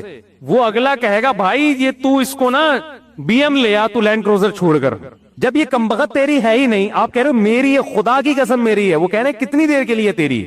تو یہ کام شیطان کراتا ہے, اس دنیا کی چمک دھمک آپ کو دکھائے گا, یہ نہیں بتائے گا کہ یہ تھوڑے دنوں میں کمبخت تو قبر میں اتر جائے گا. یہ تیرے جو ہزار گز کے اتنی موٹی موٹی دیواروں کے بنگلے اور اتنے موٹے موٹے سریے, یہ تیرے ساتھ قبر میں نہیں جائیں گے. ابھی تیرے چشمہ جو لگائے آگے یہ نمبر بڑھے گا, یہ نمبر کم نہیں. شکر کر ابھی باریک چشمہ لگا ہوا ہے, تھوڑے دنوں میں اتنے موٹے موٹے چشمے آئیں گے تیرے. بھی تو اس پہ رو رہا ہے کہ میرے بال سفید کیوں ہو رہے ہیں, تھوڑے دنوں میں اس پہ روئے گا سفید تھے تو نا. کیا خیال ہے؟ یا اللہ مجھے سفید ہی دے, میں کلر لگا لوں گا اس پہ, لیکن دے تو. پھر تھوڑے دنوں میں سفیدی کا مسئلہ بھی نہیں رہے گا, ایئرپورٹ بننا شروع ہوگا. آدمی کہے گا یار खोपड़ी तो थी ना, दिमाग तो था सोचने के लिए, अब तो याद ही नहीं रहता। बूढ़े आदमी से डॉक्टर पूछते हैं सुबह नाश्ते में क्या खाया, वो गहरी सोच में पड़ जाते हैं, याद ही नहीं रहता क्या खाया। फिर थोड़े दिनों में बालों से हटके दांतों का मसला, दांत नहीं है चबाने के लिए, अभी इस पे मसले होते हैं यार, दांतों को सफेद कैसे किया जाए, मुस्कुराते हुए अच्छे नहीं लगते हम, थोड़े दिनों में दांत मार्केट से शॉर्ट। एक एक मसला खड़ा होगा, एक एक मसला, और देख रहे हैं सुबह शाम लोगों को। आप जरा 20 साल पहले का कोई फिल्म का हीरो गूगल पे सर्च करो और देखो 30 साल बाद उसकी हालत क्या है। 1985 लिखो या 75 लिख लो, 75 में लिखो बॉलीवुड हॉलीवुड लॉलीवुड का कोई बहुत बड़ा हीरो जो उस जमाने का सुपर हिट हीरो था, लिखो 2023 में 22 में वो कैसा लग रहा है। बहुत से तो मार्केट से शॉर्ट हो चुके होंगे ठीक है, आप सर्च करेंगे आएगा ही नहीं, कहां गया थे अब नहीं है। कुछ आएंगे तो आदमी कहेगा ना ही आते तो अच्छा था। आप कहोगे यार इनसे दम करवा लो, इनसे जिन भगवा लो, इनसे थोड़ी आशीर्वाद ले लो, बुजुर्गों की दुआएं कबूल होती हैं। तो यार जब इतने बड़े फिल्म के हीरो वो बुढ़े हो गए, कमरे झुक गई, मैं और आप किस खेत की मूली हैं, हमारी औकात क्या है। हजरत हकीम अख्तर साहब शेर पढ़ा करते थे ना, वो शेर मुझे फिर असल में मुझे याद ही बयान के दौरान आता है, वो खत्म ये जिंदगानी हुई, कोई नाना हुआ कोई नानी हुई, जो इश्क मुआशके हुआ करते थे ना, अब जो हीरो था वो नाना हो गया, हीरोइन क्या हो गई, नानी हो गई, अब वो अच्छी नहीं लग रही किसी को। तो इतनी बड़ी हकीकत है, मगर शैतान जो 3 घंटे की इंग्लिश फिल्म है गानों के साथ, वो क्या कराता है, इस दुनिया का फना होना नजरों से ओझल कर देता है और ये शो कराता है ये तुम्हारे साथ हमेशा रहेगी। तो एक बेकार चीज पे कितनी खूबसूरत चमक पट्टी लगा दी ना उसने, वो चमक पट्टी है कि हमेशा रहेगी, हालांकि पता है हमेशा नहीं रहेगी, थोड़े दिनों की बात है, सब खत्म, फना, ज्यादा टाइम थोड़ी लगता है, वक्त पूरा हो गया, फिर इंशाल्लाह अगले हफ्ते इसी टॉपिक को लेके चलेंगे। अल्लाह ताला समझने की अमल करने की तौफीक अता फरमाए। व मा अलैना इल्लल बलाग। जज़ाकल्लाह। अच्छा ठीक है, बहुत ठंडा है भाई, चलें अब तो पी लिया। मुफ्ती साहब मैं निकाह करना चाहता हूँ, शायद से दिमाग खराब रहता है, घर वाले निकाह नहीं कर रहे हैं, क्या मैं उनकी मर्जी के खिलाफ जाकर निकाह कर सकता हूँ? कर सकते हैं भाई, अपने खर्चे पे अपनी जिम्मेदारी पे बहू को अपना घर देंगे। ऐसा ना रिश्ता करके अब्बा के खाते में लाके डाल दिया। अब्बा की जिम्मेदारी आपको पाल पोस के बड़ा करना था, आपकी बीवी को पालना आपके अब्बा के जिम्मे नहीं है। लोग मेरे शादियों की तरगीब पे बयान सुनते हैं, पूरा नहीं सुनते, आधा सुन के अब्बा की खाते में लाके बहू डाल देते हैं। तो पूरा ये है कि शादियां करनी अपने खर्चे पे, अपनी जिम्मेदारी पे, अब्बा की जिम्मेदारी पे नहीं है। मुफ्ती साहब आप कुरान और हदीस पर बयान किया करें, दाएं बाएं मत जाया करें। जो लोग भी मुझे कहते हैं ना दाएं बाएं, तो एक बात पूरे बयान में बता दो जो कुरान और हदीस से हट करो। आज जो जुम्मे से पहले बयान हुआ और जो अभी हो रहा है, ये बहुत से लोग इल्जाम लगाते हैं कि आप कुरान हदीस से हट के बयान करते हैं, तो कोई एक बात बता दो जो कुरान हदीस से हट करो पूरे बयान में। फिर इन कोई देखे किसी पर भी एतराज करे ना, मुबहम एतराजात ना अदालत में सुने जाते हैं। मुबहम, आपने अदालत में केस किया वसीम भाई चोर हैं, अदालत कहेगी क्या कि तुम्हारे पैसे चोरी किए हैं, तुम्हारी घड़ी चोरी की है, मस्जिद से चप्पल चुराए, नहीं भाई चोर है ये आदमी, अदालत मानेगी इस दावे को? अबे कोई मिसाल तो दो ना, कहाँ चोरी की, क्या किया? तो ऐसे ही मेरे बारे में ये मैंने देख रहा हूँ तो यूट्यूब पे कमेंट्स के कुरान हदीस से हटके बयान करते हैं। तो हटने का मतलब कोई एक बात जिसमें मैं कुरान और हदीस से हटाऊं, वो मिसाल देंगे तो मैं बताऊंगा कि वाकई में हटाऊं कि नहीं हटा। तो मुबहम इल्जामात ना लगाया करें। मुफ्ती साहब अल्लाह का बदल है, अल्लाह ने कबीरा गुनाह से बचाया हुआ है, लेकिन सिर्फ बदनजरी होती है, ये नहीं छूटती, बहुत कोशिश करता हूँ नहीं छूटती। कह रहे हैं अल्लाह ने हर कबीरा गुनाह से बचाया, सिर्फ बदनजरी नहीं छूट रही। तो ऐसा किया करें, जब भी बदनजरी करें कुछ पैसे सदका कर दें। अब आपकी तनख्वाह कितनी है ये मुझे नहीं पता, आपकी माली हैसियत कितनी है। अगर आप 1 लाख रुपए कमा रहे हैं तो आप ये किया करें कि जब भी बदनजरी हो 500 रुपए आपने क्या करने हैं, पेनल्टी है उसकी। अगर 500 ज्यादा लग रहे हैं तो कोई बात नहीं, 250 कर दें, वो भी ज्यादा लग रहे हैं सिर्फ 100 कर दें। आप सजा लाजमी दें, बेशक हल्की दें। इससे क्या होगा, अब आपके पास जब कोई आंटी गुजरेंगी ना, देखने का दिल चाहेगा, तो एक तरफ 100 रुपए और एक तरफ आंटी, फिर आदमी कहेगा इनमें ज्यादा मजे की चीज 100 रुपए है या आंटी में ज्यादा मजे की है। समझते हो ना? बाज दफा ऐसी आंटी होंगी आदमी कहेगा 100 क्या, मैं 500 देने के लिए तैयार हूं, मैं देखूंगा उसको। ये भी होगा कि 5000 ले लो मगर मैंने छोड़ना नहीं है इसको। लेकिन ऐसी आंटियां कितनी होंगी, बहुत कम होंगी ना। उसका फायदा ये होगा कि ये गुनाह खत्म नहीं होगा, लेकिन आहिस्ता आहिस्ता कम हो जाएगा। सोचेगा जरूर आदमी, जब कम हो जाए ना, जैसे दिन में 100 बार बदनजरी करते थे, जब 500 रुपए सदका करना शुरू करेंगे तो ये 100 से 50 पे आ जाएगा। जब 50 पे आदत पड़ जाए ना, 50 से नजर झुका ली 50, तो फिर आप जुर्माना क्या करेंगे, बढ़ाएंगे। आहिस्ता आहिस्ता बढ़ाना है, एकदम से नहीं बढ़ा देना। 500 से किस पे ले आना है, 1000 पे। फिर एक वक्त आएगा کہ اتنی رقم آپ نے اپنے اوپر لازم کی ہوگی کہ بھائی اگر ایک دفعہ بھی دیکھا تو اتنے پیسے، تو اتنی زیادہ کوئی انٹی مارکیٹ میں ہوگی نہیں جو آپ کو 10,000 سے زیادہ محبوب ہو، اور پھر آپ کو نظر جھکانے کی عادت بھی پڑ جائے گی۔ تو جب تک اپنے اوپر کوئی جرمانہ نہیں رکھیں گے، برائی سے انسان کی بچت نہیں ہوتی۔ تو گناہ چھوٹتا ہے، عادت پڑ گئی نا، آہستہ آہستہ چھوٹے گا، ایک دم سے نہیں چھوٹے گا، تو اس کو کم کریں، کم ہوگا تو پھر اور کم ہوگا، آہستہ آہستہ ختم ہو جائے گا انشاءاللہ۔ جی، توبہ بھی کریں اور جرمانہ بھی رکھیں اپنے اوپر، اور شادی بھی کریں۔ اگر ان میرڈ ہیں، بیوی ہوگی تو پھر ادھر ادھر انٹیوں سے، ایک تو بیوی خود بھی حفاظت کر رہی ہوتی ہے کہ کہاں کہاں نظریں مار رہی ہے، اور پھر دوسرا انسان کا ویسے بھی ایک حلال طریقے سے اس کی خواہش پوری ہوتی تو حرام کی طرف نہیں جاتا وہ۔ مفتی صاحب اللہ کا وزیر ہو گیا بھائی، مفتی صاحب تمام کبیرہ گناہوں سے وضاحت بتا دیں، کون کون سے کبیرہ گناہ ہے، بہت سارے ہیں، ابھی پھر لمبا وقت ہو جائے گا، اگلے ہفتے دیں دوبارہ۔ کیا مفتی صاحب قیامت حضرت عیسیٰ علیہ السلام کے نزول کے بعد قائم ہوگی؟ اور حضرت عیسیٰ کو ہی اللہ نے قیامت کے لیے منتخب کیوں کیا ہے؟ یقیناً ایسا ہی ہے، حضرت عیسیٰ کے نازل ہوئے بغیر قیامت قائم نہیں ہو سکتی۔ حضرت عیسیٰ نازل ہوں گے، دجال کو قتل کریں گے، پوری دنیا کو عدل سے بھر دیں گے، پوری دنیا میں اسلام غالب آ جائے گا، اس کے بعد پھر آہستہ آہستہ دوبارہ دنیا خراب ہونا شروع ہوگی، اور پھر جب مکمل خراب ہو جائے گی اللہ قیامت کو قائم کر دیں گے۔ اب باقی یہ کہ اللہ نے حضرت عیسیٰ کو منتخب کیوں کیا ہے، اس کے جوابات میں کئی بیانات میں دے چکا ہوں کہ حضرت عیسیٰ کی سلیکشن کی وجہ کیا ہے۔ ایک وجہ تو یہ کہ یہودیوں نے اپنے خیال میں ان کو قتل کیا تھا، تو حضرت عیسیٰ نازل ہوں گے یہودیوں سے انتقام لینے کے لیے، کیونکہ یہودیوں سے بڑا مسئلہ ہے نا۔ دوسری وجہ، حضرت عیسیٰ کو جو اللہ نے معجزے دیے وہ سارے سائنس کو چیلنج کرتے ہیں، تو چونکہ سائنسی ترقی کا دور ہوگا نا، تو اللہ نے ایسے معجزے دیے جو سائنسدانوں کو چیلنج کر دیں گے، جو سائنس کی نظر میں جو کام امپاسبل ہیں وہ حضرت عیسیٰ کریں گے۔ جیسے مردے کو زندہ کرنا، بھائی بڑی بڑی بیماریوں کے علاج دریافت ہو گئے، ایسا نہیں ہوا کہ مردہ اٹھ کے بیٹھ جائے آپ سے بات چیت کرنا شروع کر دے اور بھائی کیا حال ہے۔ اگر ایسا ہو تو وہ جو بیٹھے ہوئے وہ سارے لیٹ جائیں، یہی ہوگا نا۔ کوئی تختے پہ آپ نہلا رہے ہیں، مردہ اٹھ کے بات کرے اور بھائی خیریت ذرا تمیز سے، تو تختے پہ تھوڑی دیر میں کون لیٹا ہوا ہوگا؟ آپ لیٹے ہوئے ہوگے۔ تو حضرت عیسیٰ مردوں کو زندہ، اس طرح کے معجزے اللہ نے ان کو بہت دیے ہیں۔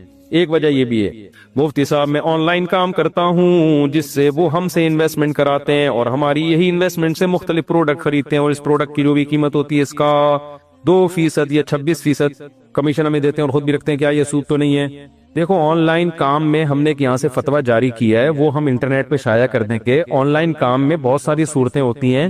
ایک اصولی بات یہ ہے کہ آپ کوئی چیز اپنے قبضے میں لائے بغیر فروخت نہیں کر سکتے۔ اگر آپ نے قبضے میں لائے بغیر فروخت کرنا ہے تو پھر آپ کیا کریں؟ فروخت نہ کریں، فروخت کرنے کی آفر دیں۔ سمجھ رہے ہیں نا؟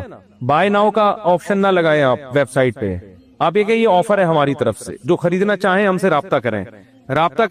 آپ کہیں یہ ڈن نہیں ہے، جب آپ نے خرید لیا، اپنے قبضے میں لے لیا یا اپنے وکیل کے قبضے میں لے لیا، اس کے بعد آپ کہیں گے ہم اب آپ کو بیچتے ہیں، آپ نے خریدنا ہے کہ نہیں خریدنا۔ ایک طریقہ یہ ہے۔ دوسرا طریقہ یہ کہ آپ بائر کی طرف سے، جو سیلر ہے نا، سیلر کی طرف سے وکیل بن کے بیچیں، وکیل بنے، یعنی کمیشن ایجنٹ بنے کہ ہم آپ کی چیز اس کو بکوائیں گے، درمیان میں ہمارا اتنا کمیشن ہوگا۔ کسٹمر کو بھی یہ بتا دیں کہ ہماری پروڈکٹ نہیں ہے، ہم درمیان میں کمیشن ایجنٹ ہیں۔ جیسے اسٹیٹ ایجنٹ کر رہا ہوتا ہے نا، وہ یہ نہیں کہہ رہا ہوتا میرا پلاٹ ہے، وہ 2 پارٹیوں کے پلاٹ بکوا کے اپنا کمیشن درمیان میں لے رہا ہوتا ہے، تو یہ وہ بات کلیئر کر رہا ہوتا ہے۔ یہاں بھی آپ بات کلیئر کریں، بھئی ہماری پروڈکٹ نہیں ہے، کسی کمپنی کی چیز ہے، ہم آپ کو بکوا دیں گے، تو ہمیں آپ کسٹمر سے بھی کمیشن لے سکتے ہیں اور کمپنی سے بھی لے سکتے ہیں۔ اس پہ ریٹرن میں ایک فتویٰ موجود ہے، وہ پڑھ لیں تو سمجھ میں آ جائے گا۔ گھر میں مرغا ذبح کرنے کے دوران بسم اللہ پڑھنا بھول گیا اور گردن بھی پورا کٹ گیا، صرف چمڑا رہ گیا۔ اگر بسم اللہ بھولے سے رہ جائے تو جانور حلال ہوتا ہے، اور جو پتلی گردن والے جانور ہیں ان میں بھی پوری گردن کاٹنا جائز تو نہیں، لیکن غلطی سے کٹ گئی تو بھی حلال ہے، کیونکہ اس میں بڑا مشکل ہوتا ہے۔ آپ کاٹے نہیں مرغی کی گردن، لیکن اگر کٹ جائے تو بھی وہ جائز ہوتی ہے۔ فجر میں نماز کے دوران امام صاحب قرات کر رہے ہوتے، ایک مرغے کے بارے میں بڑا اچھا لطیفہ آیا کہ ایک مرغا جو تھا نا، وہ اس کے مالک نے کہا کہ صبح صبح اذان نہ دیا کر ورنہ میں تجھے مار دوں گا، ذبح کر کے کھا جاؤں گا۔ اس نے اذان دینا بند کر دی۔ پھر ایک اور کام اس کے ذمہ لگایا، پتہ نہیں کیا اس کے ذمہ لگایا، مجھے یاد نہیں ہے، لطیفہ بھی آدھا یاد رہنے لگا اب۔ تو وہ نہیں ہوا، اس سے ذبح کرنے لگا مرغے کو، تو مرغا رونے لگا۔ اس نے کہا کیوں رو رہا ہے؟ مرغے نے کہا یار شہید تو ویسے ہی ہونا تھا، اذان دے کے ہو جاتا تو زیادہ اچھا تھا، ثواب تو ملتا نا، سمجھتے ہو؟ تو مرنا تو سب نے ویسے ہی ہے، کسی اچھے کام پہ مر جاؤ تو زیادہ اچھا ہے۔ تو مرغے نے تو ذبح ہی ہونا ہے۔ ایک مرغا مرغی کے پیچھے بھاگ رہا تھا، مرغی گاڑی کے نیچے آ گئی نا، مرغا کہتا ہے کمبخت جان دے دی عزت پہ آنچ نہیں آنے دی اس نے. دیکھ لو یار مرغے بھی کیسے ہوتے, کہتے جان دے دی عزت پہ آنچ نہیں آنے دی. فجر میں یہ بہت لوگ, یہ پھر بعد میں بتاؤں گا تفصیلی مسئلہ ہے, اس میں بہت سارے دلائل ریکارڈ کروانے پڑیں گے. میرا ایک دوست ہے جس کے 3 چھوٹے بچے ہیں اور اس نے اپنی بیوی کو طلاق دی اور بچہ بیمار ہے, اب دوبارہ ملنا چاہ رہے ہیں بچوں کی خاطر. تو دیکھو 3 طلاقیں دی ہیں تو نہیں مل سکتے دوبارہ. اہل حدیث سے فتویٰ لے لیتے ہیں, اس فتوے سے بیوی حلال نہیں ہوتی, کیونکہ 3 طلاق کے مسئلے کو قرآن نے, صحیح احادیث نے, بخاری مسلم کی احادیث ہیں, صحابہ کے فتاوی ہیں, چاروں اماموں کا اجماع ہے, 3 ہی ہوتی ہیں. یہ جو اہل حدیث نے ایک شوشہ چھوڑا ہوا ہے نا 3 ایک ہوتی ہیں, یہ سب فضول بکواس ہے, اس کی کوئی حیثیت نہیں ہے. اور اس یہی وجہ ہے کہ اہل حدیث اس موضوع پر بات بھی نہیں کرتے کبھی بھی. کبھی آپ ان سے بات رابطہ کرو نا, بھائی اس ٹاپک پر آؤ بیٹھ کے بات, کبھی بھی نہیں بات کریں گے اس موضوع پر. ان کو پتا ہے کہ ان تلوں میں تیل نہیں ہے, یعنی اس مسئلے میں بالکل فارغ ہیں وہ, تو فتویٰ دے دیتے ہیں بس وہ جا کے. تو یہ حرام ہے, اس سے اہل حدیث سے فتویٰ لینا اس مسئلے میں بالکل حرام ہے, ناجائز ہے, اس سے بیوی حلال نہیں ہوتی. 3 دے دی تو ختم معاملہ, یہ دینے سے پہلے سوچا کرو. اور غلط کام ہے 3 طلاقیں دینا, بری حرکت ہے, لیکن جب ہو جائے نا ایک کام تو پھر اسلام کا مزاج یہ ہے کہ اب آگے کی سوچو, جو ہو گیا ہے اس پہ توبہ استغفار کرو. سمجھتے ہیں؟ یہاں تک علماء نے لکھا ہے کہ اگر آپ سے کوئی گناہ بھی ہو جائے, کوئی برائی ہو گئی, آپ اللہ سے گڑ گڑا کے ایک دفعہ توبہ کر کے اس برائی کو بھول جائیں. بار بار نہ سوچیں یار میں نے یہ کیا, اس سے کیونکہ موٹیویشن نہیں ملے گی آگے بڑھنے کی. تو جب صریح گناہ کے بارے میں یہ ہے کہ ہو جائے توبہ کر لیں تو بھول جاؤ, تو طلاق دینا اچھا کام نہیں ہے. لیکن اگر ہو گئی ہے توبہ استغفار کرو, اللہ سے معافی مانگو, میں نے غلط کیا, لیکن اب اس کو ریپیٹ نہ کرو, وہ بھول جاؤ, بولو اسی میں خیر ہوگی, بس جو ہونا تھا وہ کیا ہے ہو گیا, وہ اسی میں خیر ہوگی. آپ 2 فلسفوں کا ذکر کرتے ہیں, ذرا ان کی ڈیفینیشن بیان کر دیں. ایتھیس اور یوتھیا, یہ کیا ہے بھائی, کچھ نشاندہی ہو جائے, کیا مطلب ایتھیس اور یوتھیا؟ اچھا میرے بھائی, اچھا میرے خلاف لوگ کلپ بناتے ہیں کہ بولتے ہیں مفتی صاحب سیاست میں دخل اندازی کر رہے ہیں, تو جو کلپ بنا رہے ہیں وہ بھی تو سیاست میں ہی دخل اندازی کر کے بنا رہے ہیں نا. تو یہ عجیب کتاب میں کھوپڑی میں آتی نہیں ہے یہ باتیں. After studying about science the translation of holy Quran I have come in pen in point on 29th of Ramadan before. اتنا لمبا خط لکھا ہے بھائی آپ نے. If you find any mistake in my study please make it correct. بہت لمبا چوڑا خط ہے یہ, تو میں اردو میں نہیں پڑھتا اتنے لمبے خط, تو اس کا خلاصہ لکھ کے دے دیں. کدھر انجن صاحب نے یہ لکھا ہے, آپ نے لکھا ہے, اس کا خلاصہ 2 لفظوں میں بتا دینا. سائنس کی اسٹڈی کیلا جی تیری کیلا یہ دو سائنس کولے تیری تو کی کبھی تیری پیسہ تچی سب کے ناری دی اسے کتے تو بابانا مجھے یہ سکری ہو میرا یہ پلازر پارے جو سوتے تو تا ہاں سٹی کی چابے بھی جو کتن جی جی جی جی بالکل صحیح کہا آپ نے, بالکل صحیح کہا, بالکل صحیح کہا. ایسا ہی ہے, قرآن سائنس کی کتاب نہیں ہے, خوب سمجھ لیں. کل ایک صاحب نے مجھ سے سوال پوچھا کہ بہت سے ایسے سیارے جو بعد میں دریافت ہوئے ہیں, قرآن میں ان کا تذکرہ کیوں نہیں ہے؟ قرآن نے تو انہی سیاروں کا تذکرہ کیا ہے جو عرب لوگ جن کو جانتے تھے.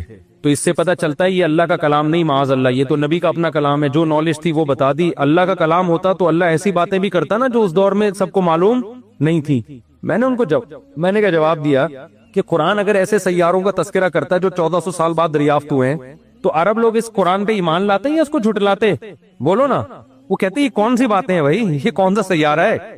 تو نبی کے کام 2 ہوتے, پہلے اس کو ثابت کرنا سائنسی حقیقت کو کہ نہیں جی ایسا سیارہ بھی ہے, پھر قرآن کی صداقت کو ثابت کرنا. تو یہ 2 مشکل کام ہو جاتے ہیں نبی کے ذمے. پھر آج کچھ چیزیں دریافت ہوئی ہیں جو ہو سکتا ہے ابھی 1000 سال کے بعد دریافت ہوں گی. اگر آج کی سائنسی حقائق قرآن میں ذکر ہوتے تو ہم غیر مسلم کو کہتے دیکھو بھائی یہ قرآن میں یہ لکھا ہے, حالانکہ یہ تو 1400 سال پہلے تو پتہ نہیں تھا, لیکن پہلے سے قرآن میں لکھا ہوا ہے اور آج 1400 سال کے بعد دریافت ہوا ہے. تو دیکھو بھائی اس کا نتیجہ کیا نکلتا, 1000 سال کے بعد کوئی اور نئی چیز آ جاتی جو آج دریافت بولو نا نہیں ہوئی ہے. پھر آپ کیا کرتے؟ 1000 سال بعد والا کیا کرتا؟ وہ کہتے ہیں تو 1400 سال پہلے تو یہ تھا ہی نہیں اس کا تصور, یہ قرآن نے کیوں بیان نہیں کیا جو 3000 سال بعد جو چیزیں دریافت ہو رہی ہیں. تو اس کا مطلب پھر قرآن قیامت تک جتنی سائنسی چیزیں دریافت ہوں گی سب کا تذکرہ کرتا. پھر قرآن نماز روزے کی کتاب نہ رہتا, وہ سائنسی تھیوریز کا نام بن جاتا. اور ان سائنسی تھیوریز کو ثابت کرنا نبی کے ذمے کتنا مشکل کام ہو جاتا. ان عربوں کو جو نہ لکھنا جانتے اور نہ پڑھنا جانتے, وہ تو اور قرآن کا انکار کرتے. لہذا قرآن نے کہا بھائی ٹاپک سے ہٹو ہی نہیں, جو ٹاپک ہے نا اس کو فوکس کرو.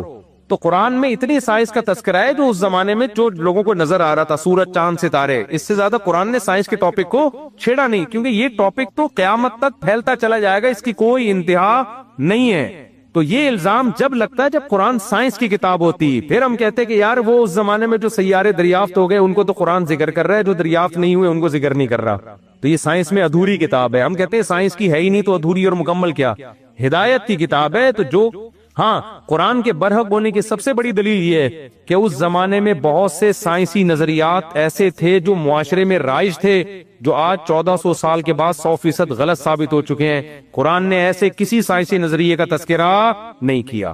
قرآن یہ بھی تو کر سکتا تھا نا کہ اس زمانے میں جو سائنسی تھیوریز چل رہی تھی انہی کو تذکرہ کر کے انہی کی مثالیں دے دیتا، ایک بھی نہیں لی ہے قرآن نے۔ اس کا مطلب یہ اللہ کا کلام ہے، اسے پتا ہے کہ کون سی بات نقل کرنے کی ہے اور کون سی نقل کرنے کی نہیں ہے۔ سمجھتے ہو کہ نہیں سمجھتے؟ اچھا بھائی، خالد محمود میں خالد محمود جو جرمنی سے آیا ہوں، آپ سے گزارش ہے کہ مجھے کچھ معلومات دیں، حوالے چاہیے۔ آپ اگر 15 منٹ دے دیں آپ کا احسان ہوگا۔ دیکھیں آپ اگر بعد میں آ جائیں کچھ ہے نہیں، اتوار کو اثر میں آ جائے، ٹھیک ہے، اتوار کو اثر میں آ جائے گا۔ جرمنی سے نہیں کراچی سے ہی آئے پھر سیدھا۔ کیا اور کوئی سوال تو نہیں بھائی کسی کا؟ شاباش جلدی سے جی۔ نہیں، رمضان کے روزے، شوال کے جو 6 روزے ان میں گڑبڑ نہیں کر سکتے آپ۔ بعض لوگ گھننے بنے ہوئے ہوتے ہیں، شوال کی بھی 6 روزوں کی نیت کر رہے ہوتے ہیں، رمضان کے قضا کی بھی نیت کر رہے ہوتے ہیں، ایام 20 کی بھی نیت کر رہے ہوتے ہیں، پیر جمعرات کی بھی، سارے ہی گڑبڑ کر رہے ہوتے ہیں۔ تو رمضان شوال کے جو 6 روزے ہیں وہ بالکل الگ ہوں گے۔ ہاں ایام 20 کے روزے اور پیر جمعرات کا روزہ آ گیا تو وہ اس میں مرج ہو سکتا ہے، تو اللہ سے امید ہے انشاءاللہ دونوں کا ثواب مل جائے گا، لیکن قضا روزے تو بالکل الگ رکھنے پڑیں گے آپ جی۔ فرض نماز کے بعد دعا حدیث سے ثابت ہے، بہت زیادہ ترغیب ہے حدیث میں، لیکن کسی ایک حدیث کو لے کے فیصلہ نہیں کیا جاتا، خود دیکھا جاتا ہے کہ صحابہ اور نبی نے اس پر کس طرح عمل کیا ہے۔ تو حدیث میں جو فرائض کے بعد جتنی دعائیں ہیں، لیکن ہم نہیں دیکھتے کہ ہمیں کوئی ایسی حدیث ملتی ہو کہ نماز کے بعد صحابہ نے ہاتھ اٹھا کے اجتماعی دعا مانگی ہو۔ بالفرض اگر ایک آدھ واقعہ ہے بھی تو ایک آدھ دفعہ ہے نا، یہ عمل تو 5 ٹائم ہوتا تھا، اس کی تو کثیر روایات ہونی چاہیے تھی نا۔ جو عمل بار بار ہو رہا ہے تو اس میں ایک روایت کیوں ہے؟ تو اس لیے، اور پھر فقہ کی کتابوں میں بھی، کیونکہ فقہ تو قرآن و حدیث ہی کا نچوڑ ہے، تو فقہ کی کتابوں میں بھی نہیں ملتا۔ جو عربی کتابیں ہیں، جو فقہ کی اصل کتابیں ہیں جو صدیوں پہلے لکھی گئی ہیں، ان میں بھی تذکرہ نہیں ملتا۔ ان باتوں کی بیس پہ لوگ مجھے کہتے ہیں یہ تفردات کرتا ہے، پوری قوم سے ہٹ کے مسائل بیان کرتا ہے، تو میں پوری قوم سے ہٹ کے نہیں، میں وہ بتا رہا ہوں جو پوری قوم کے مسائل ہیں، صدیوں سے کتابوں میں اسی طرح چلے آ رہے ہیں۔ تو آپ دکھا دو، ہدایہ میں دکھا دو، رد المحتاج حدیث میں تو ہے ہی نہیں نا۔ تو آپ فقہ کی طرف اگر آتے ہو تو فقہ شافعی میں دکھا دو، فقہ مالکی میں دکھا دو، فقہ حنبلی میں دکھا دو، فقہ حنفی میں دکھا دو، لیکن فقہ حنفی کی عربی کتابوں میں، اردو میں نہیں، جو عربی جو فقہاء نے لکھی ہیں کتابیں، نہ فقہ شافعی کی کسی کتاب میں ملے گی اس دعا کا تذکرہ، نہ امام شافعی نے لکھا، نہ امام، کیونکہ ہے ہی ملتا ہی نہیں ہے ہمیں کوئی اس کا تذکرہ۔ تو اس لیے یہ بر صغیر کی ایک رسم ہے جو نمازوں کے بعد ہمارے ہاں ہاتھ اٹھا کے دعائیں مانگی جاتی ہیں۔ پھر اس کا خامخواہ میں دفاع بھی لوگ شروع کر دیتے ہیں، اس کو دیوبندیت کا مسئلہ بنا لیتے ہیں۔ تو ایسا کرو گے تو کوئی بھی نہیں آئے گا میرے بھائی، ٹھیک ہے نا، ایسا کرو گے تو کوئی بھی نہیں آئے گا۔ تو حضرت مفتی محمد شفیع صاحب رحمۃ اللہ علیہ، جو حضرت مفتی تقی عثمانی صاحب کے والد تھے، ان کا پورا رسالہ اجتماعی دعا کے بارے میں، وہ پڑھ لیا کریں۔ مجھے ہوتا ہے کہ لوگ نا مجھے تختہ مشق بنا رہے ہیں یوٹیوب پہ کہ یہ الگ ہی کوئی فرقہ پیدا ہوا ہے، یہ کوئی الگ ہی چل رہا ہے۔ بھائی آپ اپنے اکابر کی، جو ہمارے بھی اکابر ہیں، انہی کی کتابیں اٹھا کے دیکھ لیں۔ حضرت مفتی محمد شفیع صاحب رحمۃ اللہ علیہ جو مفتی اعظم تھے، ان کا پورا دعا کے پر رسالہ ہے، وہ وہی باتیں کر رہے ہیں جو میں کر رہا ہوں، یعنی میں وہی باتیں کر رہا ہوں جو وہ کر رہے ہیں، الٹا ہو گیا نا وہ بڑے ہم تو چھوٹے ہیں۔ تو پھر بھی ہم یہ اس میں اعتدال کے وہ ہے کہ آپ اماموں پہ فتوے نہ لگائیں، جا کے مسجدوں میں فساد پیدا نہ کریں، کوئی کر رہا ہے تو کرنے دیں اس کو، بدعتی نہ کہیں اس کو، ٹھیک ہے، ان کی اپنی کوئی دلیل ہوگی، ہم تو صرف یہ کہہ رہے ہیں ہمیں برا بلا نہ کہیں اس مسئلے کی وجہ سے۔ تو اگر کوئی کر رہا ہے تو فساد نہ کریں، اور بہت سارے بڑے بڑے مسائل ہیں، کسی اکابر میں سے کسی عالم کی گستاخی نہ کریں، آپ کسی کو بدعتی قرار نہ دیں، اپنی رائے پیش کر دیں، مان لیں ٹھیک ہے، نہیں مانے کوئی بات نہیں، علماء میں اختلاف ہوتے ہیں، جہاں درجنوں اختلاف وہاں ایک اور صحیح، ایسا کون سا گھبرانے والی بات ہے بھائی، اور بہت سارے مسائل میں اختلاف ہے یا نہیں ہے تو ایک اور صحیح، اس میں کیا ہو گیا؟ اور بھائی مارکیٹ میں کوئی نیا مسئلہ، ابھی نہیں کہا یار کہ ابھی تو تھک گئے ہیں بالکل، اتنا تو ہم اپنی شادی میں نہیں تھکے تھے یار، اب کسی اور کی شادی میں ہم جی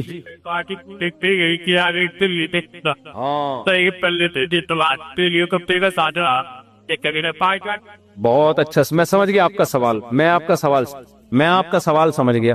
دیکھو سوال یہ ان کا کہ مکان کا ایڈوانس بنتا تھا 1 لاکھ روپے یا 2 لاکھ روپے, مکان مانگ رہا ہے 10 لاکھ, اس کے بدلے میں آپ کو کرائے میں کیا کر رہا ہے, کمی. یہ حرام ہے, ناجائز ہے, سمجھتے ہو؟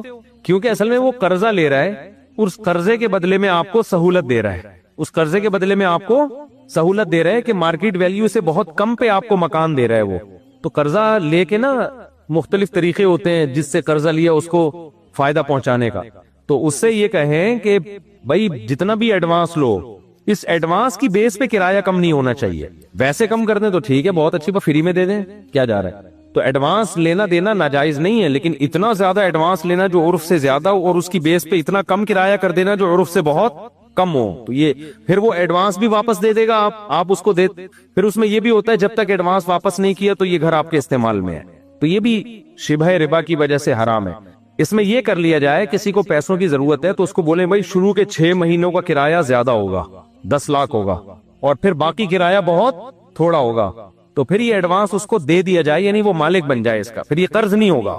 اس طرح سے ہیلا اختیار کیا جا سکتا ہے کہ مالک مکان کو پیسوں کی ضرورت ہے, آپ نے کہا 10 لاکھ کرایہ لے لو 6 مہینے کا, جو بنتا نہیں ہے لیکن ہم تمہیں زیادہ کرایہ دے رہے ہیں, لیکن اگلے 6 مہینوں کا یا اگلے پھر کرایہ بہت تھوڑا ہوگا.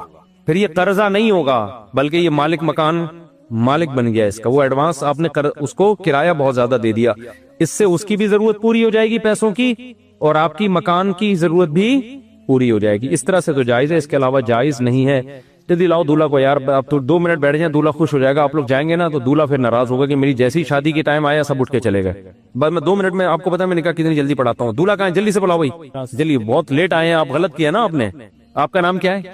شراز ولد محمد عباس. بیٹھ جائیں, بیٹھ جائیں. دلہن کے وکیل کدھر ہیں, دلہن کا نام بتائیں. ہیں نگینہ بنتے محمد فراز. نگینہ بنتے محمد فراز سرفراز. سرفراز. آپ نے مجھے اجازت دی. اچھا مہر کتنا ہے؟ 1.5 تولے سونا, 5,000 نقد. آپ نے اجازت دی ہے کہ اس مہر میں نگینہ صاحبہ کا نکاح ان سے پڑھاؤں, اجازت ہے؟ اجازت ہے نا, بس ٹھیک ہے. الحمدللہ نحمدہ, بعد میں سائن بین کر لیں گے. الحمدللہ نحمدہ ونستعینہ ونستغفرہ ونؤمن بہ ونتوکل علیہ ونعوذ باللہ من شرور انفسنا ومن سیئات اعمالنا, من يهده الله فلا مضل له ومن يضلله فلا هادي له, ونشهد ان لا اله الا الله وحده لا شريك له, ونشهد ان محمدا عبده ورسوله صلى الله تعالى عليه وعلى آله وأصحابه وبارك وسلم تسليما كثيرا كثيرا. أما بعد, فأعوذ بالله من الشيطان الرجيم. بسم الله الرحمن الرحيم. يا أيها الناس اتقوا ربكم الذي خلقكم من نفس واحدة وخلق منها زوجها وبث منهما رجالا كثيرا ونساء, واتقوا الله الذي تساءلون به والأرحام إن الله كان عليكم رقيبا. وقال تعالى يا أيها الذين آمنوا اتقوا الله وقولوا قولا سديدا يصلح لكم أعمالكم ويغفر لكم ذنوبكم ومن يطع الله ورسوله فقد فاز فوزا عظيما. وقال النبي صلى الله عليه وسلم النكاح من سنتي, وقال فمن رغب عن سنتي فليس مني. وقال النبي صلى الله عليه وسلم تزوجوا الودود الولود فإني مباهي بكم الأمم. میں نے نگینہ بنت سرفراز, ان کا نکاح 2.5 تولے سونا, 1.5 تولے, زیادہ ہو جائے, 1.5 تولے, 1.5 تولہ